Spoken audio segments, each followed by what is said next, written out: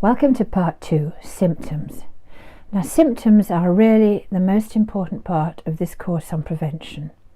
You're going to need eyes behind your head if you're going to fight this thing properly, but if you watch carefully, anorexia and bulimia leave a lot of signs.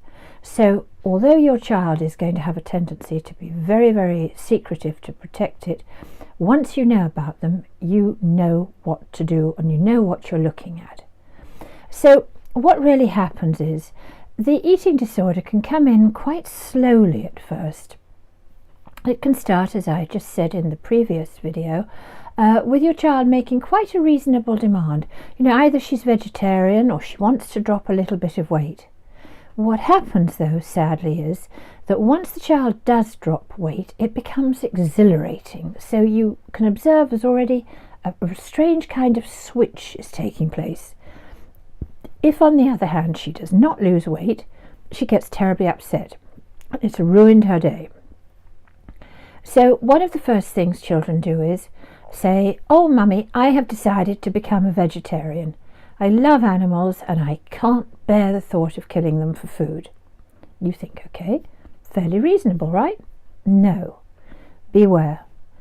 The next thing that happens is this newly minted vegetarian is going to develop a passion for cooking. She knows the calorie content of nearly everything, and strangely enough, she doesn't only cook vegetarian, but she cooks for the whole family. But she doesn't want to eat it. Because, if you cook so much, you're just almost full up on the smell of food. So that sounds reasonable. Okay. Then you start to realize that she's got a whole lot of rituals.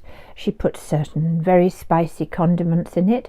She only likes to eat pretty much the same thing. As a little bit more time goes by, and you realize that between school and coming home and homework and friends, you haven't actually had a meal with your daughter or seen her eat for a long, long time. When you do manage to eat with her, and if you're really observing, you'll see that she's an absolute master at pushing the food around her plate or cutting it up in tiny little slices and everything, of launching a really interesting debate or conversation.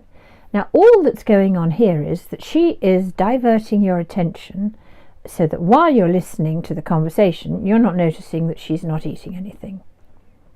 As time progresses, you'll notice that she becomes more and more restricted. She eats less and less different foods and very little of the ones she does eat. She also develops a passion for exercise, again with a very reasonable excuse. I want to stay fit for the running team or for winter sports or for whatever.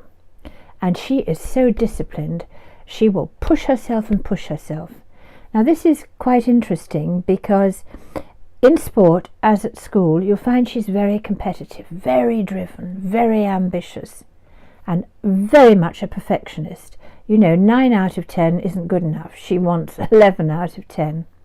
And this is an interesting trait to observe as well, because we find that very often you have parents who are very ambitious, very perfectionist, and very driven.